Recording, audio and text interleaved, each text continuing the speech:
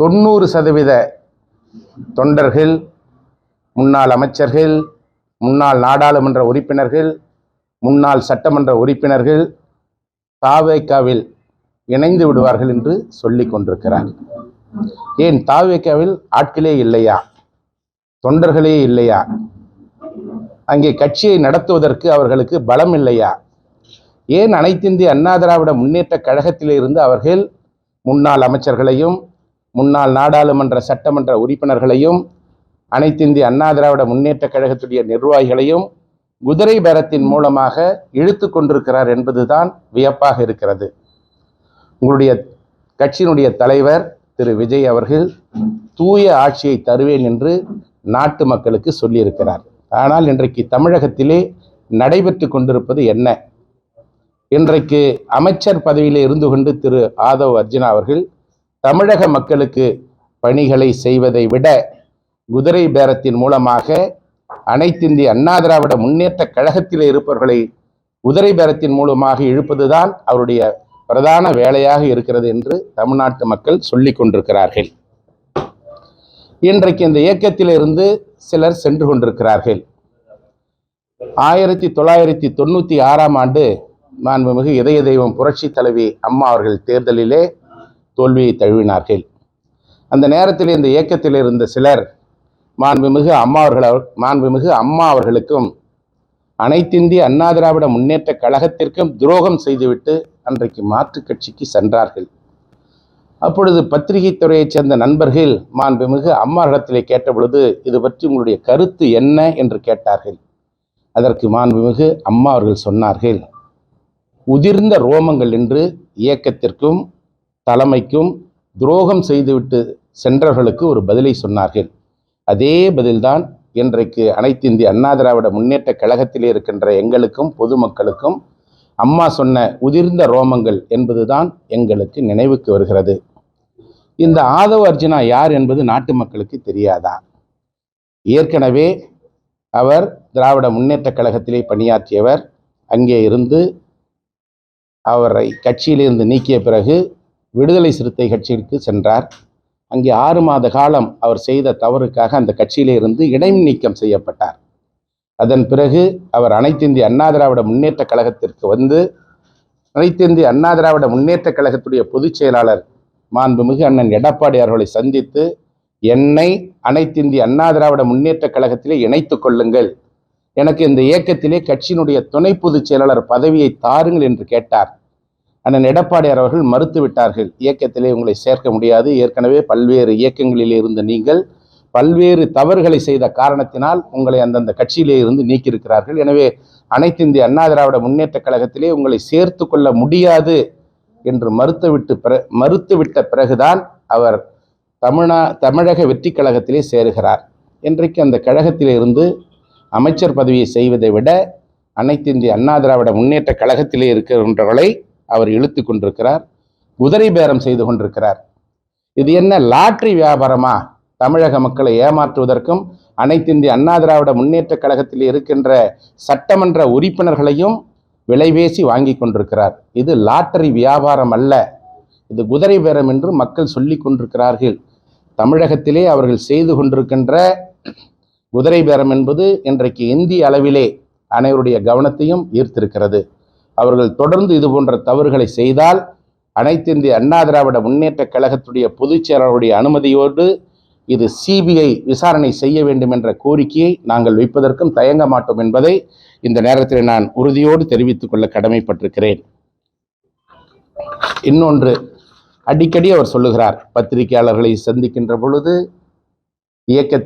அவருடைய இயக்கத்திலே தொண்டர்களை சேர்க்கின்ற பொழுது ஒரு தவறான கருத்துக்களை பதிய வைத்துக் கொண்டிருக்கிறார். அனைத்திந்திய அண்ணா திராவிட முன்னேற்ற கழகமும் இணைந்து கூட்டணி ஆட்சி அமைப்பதற்கான முயற்சியை மேற்கொண்டார்கள். இதுதான் குதிரை பேரம் என்று திரு ஆதவ் அர்ஜுனா அவர்கள், அவருடைய ஆட்சியிலே அமைச்சராக இருக்கிற திரு செங்கோட்டையன் போன்றவர்களெல்லாம் தவறான செய்தியை சொல்லிக் கொண்டிருக்கிறார்கள்.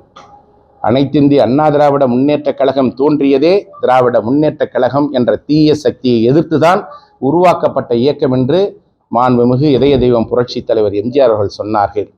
அவர் இருக்கின்ற வரை உயிரோடு இருக்கின்ற வரை, இந்த இயக்கத்தை ஆரம்பித்த நாளிலே இருந்து அவர் இறக்கின்ற வரை அவர்தான் முதலமைச்சராக இருந்தார். அவருடைய மறைவிற்கு பின்னால் புரட்சி தலைவி அம்மா அவர்கள் இந்த இயக்கத்தை எஃகு கோட்டையாக மாற்றி காட்டினார். இந்தியாவினுடைய 3வது பெரிய இயக்கமாக மாற்றி காட்டினார்கள். அப்படிப்பட்ட இந்த இயக்கத்தை பற்றி ஆதவ் அர்ஜுனா அவர்கள் தவறான முறையிலே விமர்சனம் செய்வதை நிறுத்தி கொள்ள வேண்டும் என்பதை இந்த நேரத்தில் கேட்டுக்கொள்கிறேன். தண்ணீரும் எண்ணெயும் இணையுமா என்பதை தயவு செய்து பத்திரிகையாளர்களாகிய நீங்கள் சிந்தித்து பார்க்க வேண்டும், பொதுமக்கள் சிந்தித்து பார்க்க வேண்டும். என்றைக்குமே தமிழகத்திலே திராவிட முன்னேற்ற கழகத்தோடு அனைத்து இந்திய அண்ணா திராவிட முன்னேற்ற கழகம் இணைந்து ஆட்சி அமைக்கும் என்று எந்த நேரத்திலேயும் எங்களுடைய பொதுச் செயலாளர்கள் யாரிடத்திலேயும் பேசவில்லை என்பதுதான் உண்மை. இந்த உண்மைக்கு மாறாக இன்றைக்கு இந்த ஆட்சியில் இருக்கின்றவர்கள் மக்களை திசை திருப்ப வேண்டும் என்பதற்காக பல்வேறு தவறான கருத்துக்களை சொல்லிக் கொண்டிருக்கிறார்கள். இன்றைக்கு தமிழக மக்கள் அவர்களுக்கு 34% வாக்குகளை மட்டுமே அளித்திருக்கிறார்கள். 66% மக்கள் இன்றைக்கு இந்த அரசை எதிர்த்து கொண்டிருக்கிறார்கள் என்பதுதான் உண்மை. இந்த உண்மையை மூடி மறைக்க வேண்டும் என்பதற்காக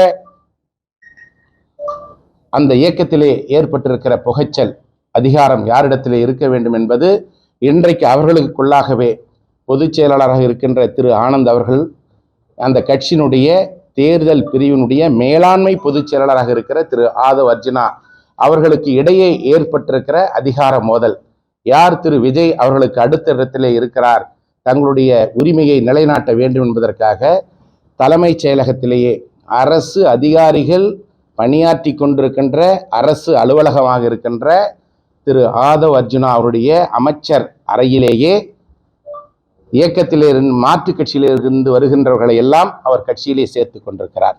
அது என்ன அரசு தலைமைச் செயலகமா அல்லது தமிழக வெற்றி கழகத்துடைய கட்சி அலுவலகமா என்று பொதுமக்கள் கேட்கிறார்கள், ஊடக நண்பர்கள் கேட்கிறார்கள், நடுநிலையாளர்கள் கேட்கிறார்கள், ஊடகவியலாளர்கள் கேட்கிறார்கள். இது போன்ற தவறுகள் தொடர்ந்து நடப்பதை தூய ஆட்சி தருவேன் என்று சொன்ன முதலமைச்சராக இருக்கிற திரு விஜய் அவர்கள் கண்டிப்பாக தடுத்து நிறுத்த வேண்டும். ஏன் இது போன்ற ஒரு நிகழ்வுகள் உங்கள் கட்சியிலே வருங்காலத்திலே ஏற்படாதா? இன்றைக்கு 108 சட்டமன்ற உறுப்பினர்களை வென்ற நீங்கள் உங்களுடைய ஆட்சியை தக்க வைத்து கொள்ள வேண்டும் என்பதற்காக குதிரை பேரத்தின் மூலமாக அனைத்து இந்திய அண்ணா திராவிட முன்னேற்ற கழகத்திலே இருந்த 4 சட்டமன்ற உறுப்பினர்களை குதிரை பேரத்தின் மூலமாக பல கோடி ரூபாய் கைமாறியதன் காரணமாக இன்றைக்கு நீங்கள் ராஜினாமா செய்ய வைத்துள்ளீர்கள் என்பது நிதர்சனமான உண்மை. இது நாட்டு மக்களுக்கும் தெரியும், உங்களுக்கும் தெரியும், எங்களுக்கும் தெரியும் என்பதை நீங்கள் மறக்க வேண்டாம். இதையெல்லாம் தமிழக மக்கள் உற்று நோக்கி கொண்டிருக்கிறார்கள். வருகின்ற எந்த தேர்தலாக இருந்தாலும் அந்த தேர்தலில் மக்கள் உங்களுக்கு சரியான பதிலடி தருவார்கள் என்பதை இந்த நேரத்தில் நான் உறுதியோடு தெரிவித்துக் கொள்கிறேன். தமிழக வெற்றி கழகத்திலே இன்றைக்கு யார் திரு விஜய் அவருடைய அடுத்த இடத்திலே இருக்க வேண்டும் என்பதற்காக குதிரை பேரத்திலே ஈடுபட்டு அனைத்து இந்திய அண்ணா திராவிட முன்னேற்ற கழகத்திலே இருக்கின்றவர்களை இழுத்து கொண்டிருக்கிறார்கள். அதற்கு தலைமைச் செயலகம் ஒரு இடமாக அவர்கள் பயன்படுத்தி வருகிறார்கள்.